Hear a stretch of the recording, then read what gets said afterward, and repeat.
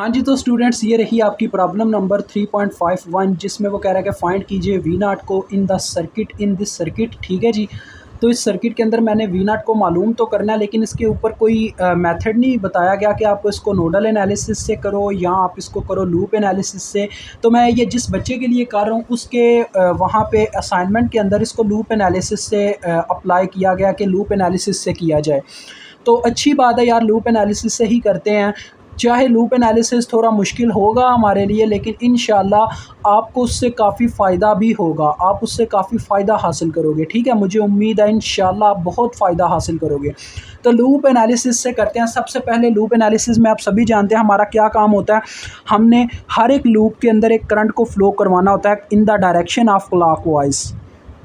तो ये मैं क्लॉकवाइज डायरेक्शन में करंट्स फ़्लो करवा रहा हूँ। ये नंबर 1 करंट हो गई। ठीक है, उसके बाद हम इसको नाम दे देते हैं I1। उसके बाद इसमें एक करंट फ़्लो करवा देते हैं I2 के नाम से, एक इसमें करंट फ़्लो करवा देते हैं I3 के नाम से। ठीक है जी। तो थोड़ा सा प्रॉब्लम आएगा रास्ते में, लेकिन वो रास्ता जो है वो मैं साफ़ कर दूंगा आपके लिए, आप समझ जाओगे मैं क्या कहना चाह रहा हूँ। असल में बच्चों, जो हमारी आउटपुट होती है ना, मैं आपको बताता हूँ। लूप एनालिसिस में अक्सर ऐसा होता है, एक करंट ने अपनी डायरेक्शन लेके करंट के ऊपर कब्ज़ा कर लेना होता है और दूसरी करंट ने उसके बिला तरतीब उल्टा चलना होता है। ठीक है, असल में ये चक्कर होता है। तो मैं आपको बताता हूँ फिर हम क्या करेंगे इस क्वेश्चन में। तो गौर कीजिएगा, अब मैं इनकी इक्वेशंस कैसे लिखता हूँ देखिएगा। पहले नंबर पे ना हमें सुपर लूप की इक्वेशंस मिल जाएंगी, जैसा कि मैं आपको कह रहा था। ठीक है, देखो सबसे पहले नंबर पे ये दो लूप्स के सेंटर में आ गए करंट सोर्स, तो लिहाजा यहाँ पे एक इक्वेशन बनेगी। ठीक है, इन दो लूप्स के सेंटर में भी आ गया एक करंट सोर्स, तो इनकी भी एक इक्वेशन बनेगी। फिर इस होल जो आपके पास लूप है, इसकी एक सुपर कंडीशन के मुताबिक एक सुपर लूप की सुपर इक्वेशन बनेगी। ठीक है, यानी कि टोटल 3 इक्वेशन ही बनेगी, लेकिन इस तरीके से बनेगी जैसे मैंने एक्सप्लेन किया। सबसे पहले ना मसला ये है कि आपके सर्किट के अंदर एक डिपेंडेंट सोर्स मौजूद है, यानी कि ये डायमंड शेप में है, और ये देखो किस वैल्यू पे डिपेंड कर रहा है, Vx की वैल्यू पे डिपेंड कर रहा है, और यहाँ पे ये साइड में Vx लगा हुआ है। तो मुझे Vx की एक इक्वेशन बनानी पड़ेगी करंट की फॉर्म में। तो देखो कैसे बनाता हूँ, ज़रा गौर करना। अकॉर्डिंग टू ओहम्स लॉ हम ये चीज़ जानते हैं, V is equal to IR होता है। और देखो Vx जिस रजिस्टर के क्रॉस वोल्टेज है उसकी रेजिस्टेंस तो 1K है, बट यहाँ पे ज़रा गौर करो, ये जो I1 की डायरेक्शन है, I1 अपनी डायरेक्शन के अकॉर्डिंग इसके नेगेटिव टर्मिनल में एंटर करती है। ऐसे घूम के जब आती है ना, तो इसके नेगेटिव टर्मिनल में एंटर कर रही है, और जिस टर्मिनल में करंट एंटर करती है उस साइन के साथ करंट को एंटर किया जाता है। तो देखो ये आपके पास क्या आ गया, -1K I1। This is your equation of Vx। अब हम लिखेंगे इनकी सुपर लूप इक्वेशंस। ठीक है जी, ज़रा चेक कीजिएगा। सबसे पहले मैं इन दोनों की सुपर लूप इक्वेशन लिखने लगा हूँ। तो ज़रा गौर कीजिएगा, जो करंट इसके अकॉर्डिंग चल रही होगी 2 मिली के, उसको लिखेंगे पॉजिटिव, और जो इसके अपोजिट चल रही होगी उसको लिखेंगे नेगेटिव। तो देखो I2 को ऐसे घुमा के देखा जाए तो ये बिल्कुल 2 मिली एम्पेयर की डायरेक्शन में जाती है ऊपर की तरफ, और I1 को देखा जाए तो ये ऐसे नीचे को जा रही है, ये इसके अपोजिट है, ये इसके बिल्कुल अकॉर्डिंग जा रही है। तो डैट्स वाई I1 आ गई माइनस में, I2 आ गई पॉजिटिव में, विच इज़ इक्वल टू हमारे पास आ गया 2 मिली। ठीक है, ये इसकी इक्वेशन बन गया, सुपर इक्वेशन ये आई है, सुपर लूप की सुपर इक्वेशन। तो यहाँ पे ना बच्चों मैं इस मिली को ख़त्म करना चाहता हूँ। ठीक है, मिली को कैसे ख़त्म करेंगे, हम होल इक्वेशन को किलो के साथ ज़रब दे देते हैं। 1K से ज़रब देंगे तो ये मिली ख़त्म हो जाएगा। तो देखो जब मैं इस इक्वेशन को 1K से ज़रब देता हूँ, मेरे पास क्या आ जाएगा, यहाँ पे आ जाएगा -1K I1, यहाँ पे आ जाएगा +1K I2। ये मैं थोड़ी जगह छोड़ रहा हूँ, बाद में बताऊंगा क्यों। जब 2 मिली के साथ किलो ज़रब खाएगा तो क्या होगा, मिली और किलो कैंसिल हो जाएंगे और सिर्फ 2 रह जाएगा। तो ये आपके पास इक्वेशन 1 बन गई है, किसकी मदद से, सुपर लूप की इक्वेशन की मदद से। अब यहाँ पे आपने देखना है I2 और I3 के दरमियान में भी यही चक्कर है, तो डैट्स वाई यहाँ पर भी मैं वही काम करने लगा हूँ। ज़रा गौर कीजिएगा, जैसे ये इक्वेशन लिखी है वैसे ही इनकी इक्वेशन लिखूंगा। देखो I3 जो है ये बिल्कुल इसकी डायरेक्शन में जाती है अपवर्ड, ऊपर की तरफ, और जो I2 है वो ऐसे नीचे की तरफ जाती है। तो जो इसके अकॉर्डिंग जा रही है वो पॉजिटिव में लिखी जाएगी, जो इसके मुखालिफ जा रही है वो नेगेटिव में लिखी जाएगी। ठीक है, तो I2 जा रही है डाउनवर्ड, डैट्स वाई I2 आ गई माइनस में, और I3 जा रही है इसके अकॉर्डिंग, डैट्स वाई ये आ गई पॉजिटिव में। विच इज़ इक्वल टू, इसकी अपनी जो इक्वेशन दी गई है 2Vx डिवाइडेड बाय 1000। ओके हो गया।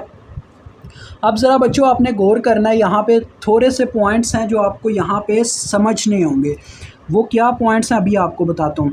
इस इक्वेशन में देखें, ये जो 1000 है, ये उधर जाके अगर मल्टीप्लाई हो जाए तो हमारे पास क्या आ जाएगा, 1 यानी 1000 है ना, 1k ही होता है, यहाँ पे डिवाइड हो रहा है, उधर जाके मल्टीप्लाई हो जाएगा तो ये क्या बना देगा इधर आके, -1k_i2 + 1k_i3, और इधर सिर्फ रह गया 2Vx। और Vx की जगह देखो, Vx की हम जानते हैं क्या इक्वेशन बनी थी, -1k_i1, तो ये इसकी जगह ये पुट हो जाएगा आके -1k_i1। अभी इसकी इक्वेशन बनेगी, देखें ये बन गया -2k_i1, -2k_i1 इधर आके हो गया +2k_i1, तो ये आपके पास इक्वेशन आ गई 2k_i1 -1k_i2 + 1k_i3 is equal to 0।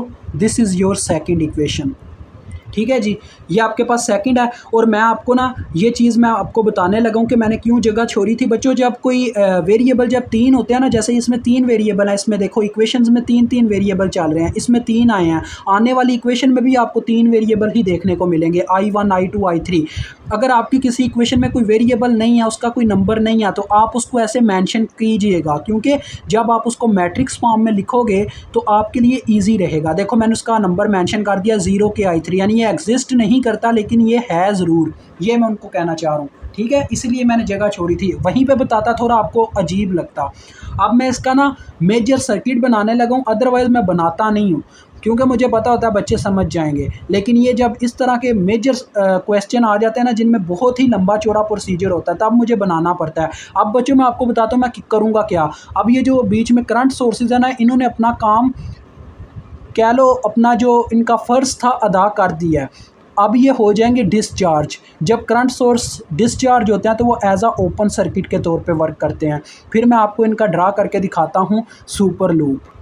तो ये देखो स्टूडेंट्स, मैंने इसका मेजर सर्किट ड्रा कर दिया है सुपर लूप के लिए। देखो जहाँ पे जो करंट सोर्सेज थे वो डिस्चार्ज हो गए और एज आ ओपन सर्किट के तौर पे यहाँ पे आप वर्क कर रहे हैं। ठीक है, मेन हम ये सब कुछ कर रहे हैं V0 के लिए। तो देखो V0 की इक्वेशन क्या बनती है, आपको वो भी बना के दिखा देता हूँ। V0 इज़ इक्वल टू, देखो V0 जो है वो इस रजिस्टर के क्रॉस वोल्टेज हैं, और इस रजिस्टर के क्रॉस जब I3 करंट गुजरता है तब इसमें वोल्टेज का डिस्चार्ज आता है। तो that's why according to Ohm's law 1K तो इसकी रेजिस्टेंस होगी, और करंट देखो अपनी डायरेक्शन के अकॉर्डिंग इसके पॉजिटिव पोल में एंटर कर रही है। डैट्स वाई इसका फार्मूला बन गया 1K_I3।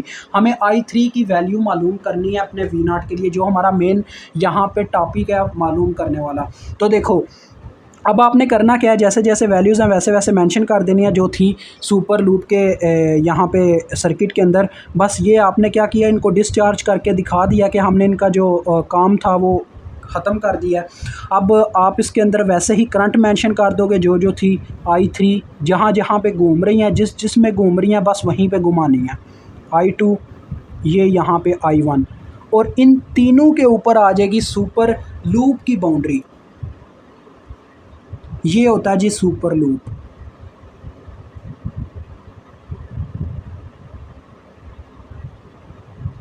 सुपर लूप क्या करेगा जी, इन सब को अपनी जगह पे रखेगा। ठीक है जी, ये सुपर मैश इसको असल में कहा जाता है। सुपर लूप जो होता है ना, वो एक दूसरे टाइप का हमारे पास कहने के तरीकाकार होता है, एक अलग मेथड होता है। लेकिन मैं सुपर मैश को ज़्यादा अहमियत देता हूँ क्योंकि वो ईजी रहता है ऐसे क्वेश्चंस में। ये थोड़ा ज़्यादा मुश्किल था, इसलिए मैंने सुपर मैश को यहाँ पे रखा है।